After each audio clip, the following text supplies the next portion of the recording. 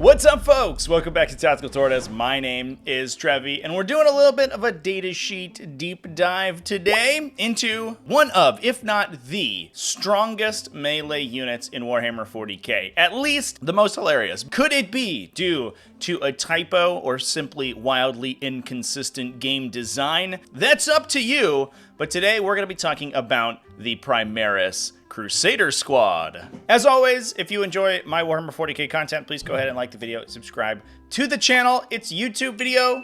You know the YouTube things.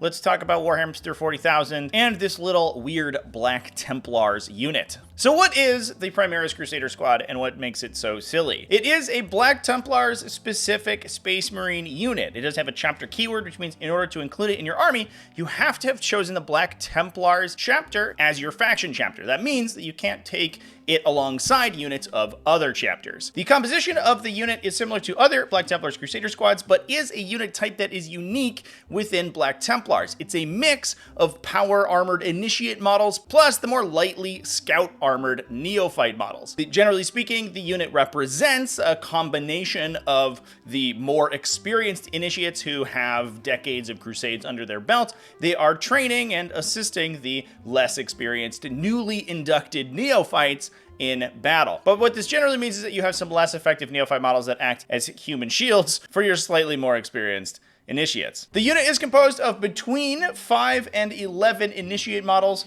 4 to 8 neophyte models, and a single sword brother. The sword brother acts as the unit champion, and that means that the minimum unit size is going to be 10, split kind of evenly, I guess like a 6-4 split between the power armored models, if you include the sword brother in there, and 4 of the neophyte models, but can go up to a unit size of 20 with 1 sword brother, 11 initiates, and 8 neophytes. They have a wide variety of weapon options available. It can take a mix of bolt weapons, light, small arms on the neophyte, as well as a couple special weapons like power fists and pyre blasters. Notably missing, however, are weapon options for the sword brother. That guy is locked to taking a standard power sword. That said, these special weapon options aren't really what we're going to be talking about today because mainly interested in your facility with murder. Unfortunately for us, all of those Primaris neophytes and initiates can replace their other weapons with chainswords and bolt pistols. But these aren't any chainswords, however. These are chainswords forged in the anvil of Vulcan himself, blessed by the God Emperor of mankind, because unlike most chainswords in the Astartes super faction, these have 1 billion attacks. The base Astartes chainsword in a Primaris Crusader Squad comes in at the normal weapon skill 3, strength 4, AP 1,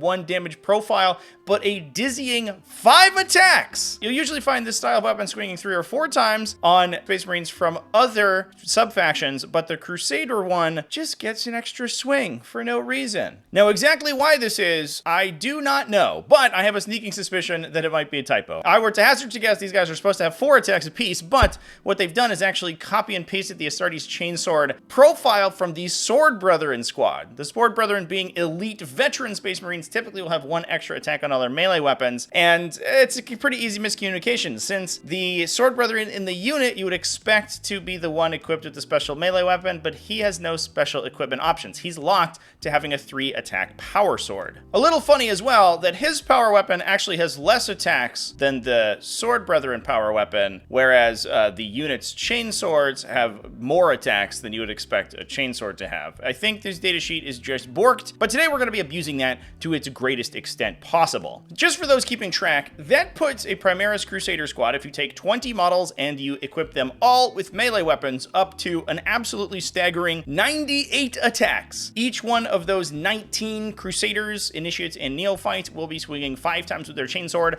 plus you get an additional 3 with the power sword on the Sword Brethren. So what can we do to make this better? Fortunately, we are in the close combat oriented Black Templars chapter, so we have a lot of ways to squeeze additional efficiency out of this unit. The first one is by taking them inside their Righteous Crusaders detachment. We can choose a Templar vow for them. This being a unit that makes a ridiculous number of 1 damage attacks, that are relatively low strength, what we want to be doing is automatically wounding enemies. Unfortunately for us, Suffer Not the Unclean to Live grants the entire unit lethal hits, meaning their critical hit rolls are going to automatically convert into a single wound. Now, on top of that, we want to make the most of that ability as possible, so we want to grant rerolls to hit to these guys. Fortunately for us, we also have Chaplain Grimaldus. He gives an automatic reroll to hit to the entire unit that he's joined into, and an additional ability. These can be Advance and Charge, which allows the otherwise relatively slow Crusader unit to actually make combat. At a move 6 infantry unit, and if you're not taking Gladius Task Force for access to the Assault Doctrine, do have a little bit of a tough time actually getting up close and personal in the movement phase. Fortunately, Chaplain Grimaldus fills both of these roles. He both gives you hit rerolls, so you can reroll all of your hits that aren't critical hits to try to get additional lethal hits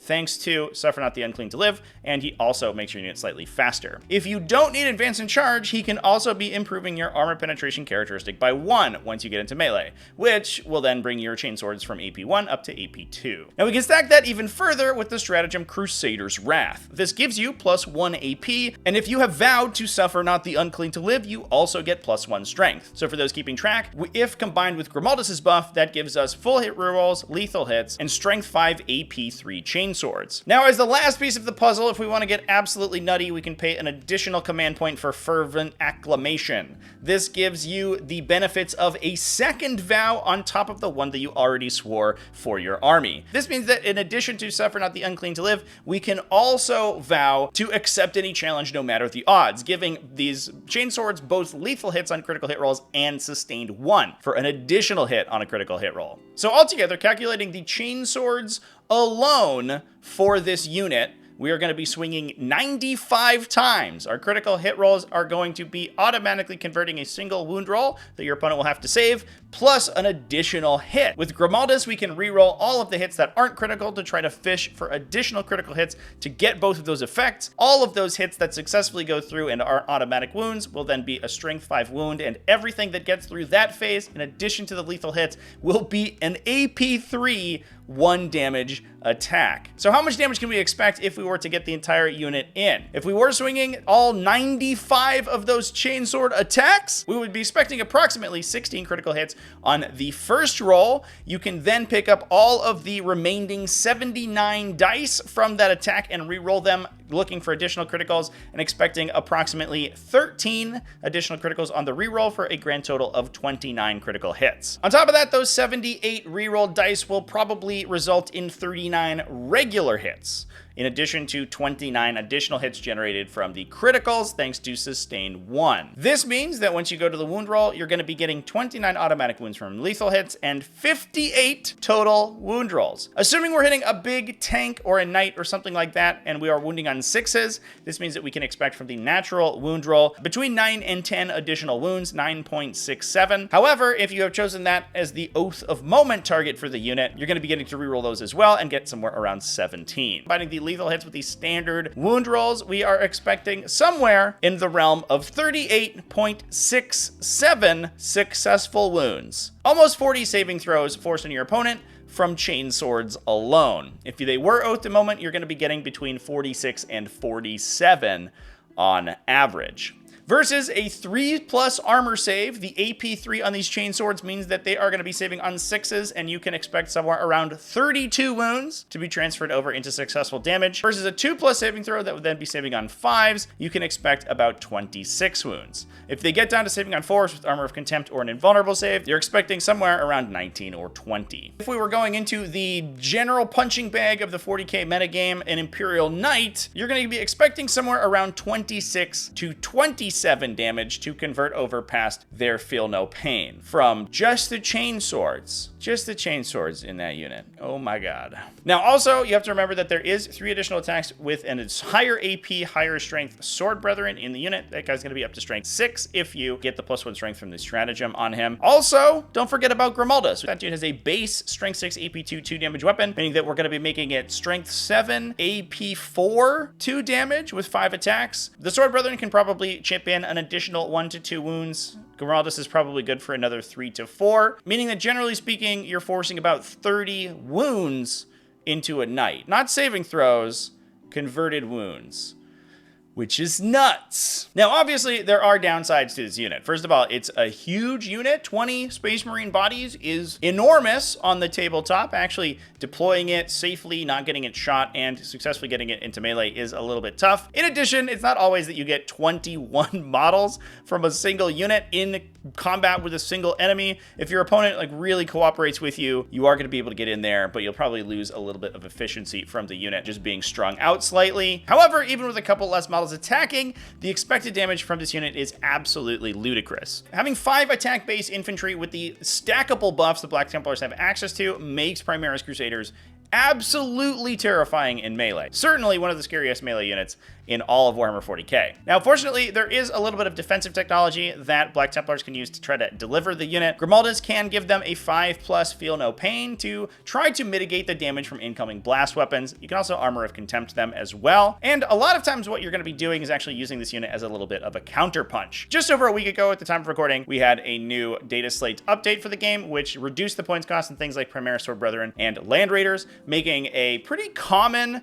Black Templars build focused on these big heavy armored units that are delivering melee units into combat and then following up with this brick of Crusaders with Grimaldus. You don't necessarily need to use it as an alpha strike, and while Primaris Crusaders can sometimes alpha strike opponents with their scout ability, one thing to keep in mind is that Grimaldus actually removes scout from the unit, not having scout himself, which is a little bit unfortunate for them. But it does mean as the follow-up mop-up operation, this unit is absolutely terrifying. If you're too busy shooting at Primaris Sword Brethrens and Land Raiders and can't deal with the Black Templars brick as it gets to you, it will very quickly roll up your army into a little tiny ball and then spike it through a basketball hoop like 2 miles away. Now, obviously, this all could be due to a typo in the weapon characteristics of the Primaris Crusader squad, a little bit of a transposed attack value, perhaps. However, it hasn't been updated in several revisions of both the Space Marine and Black Templars rules, so I think so far we're probably pretty good to use it until we see some changes, maybe when the Black Templars Codex proper comes out. But with that, that is all I have to say about Primaris Crusaders. Absolutely nutty unit. Thanks for watching all the way to the end of the video. Let me know down in the comment section what you think about this unit and whether or not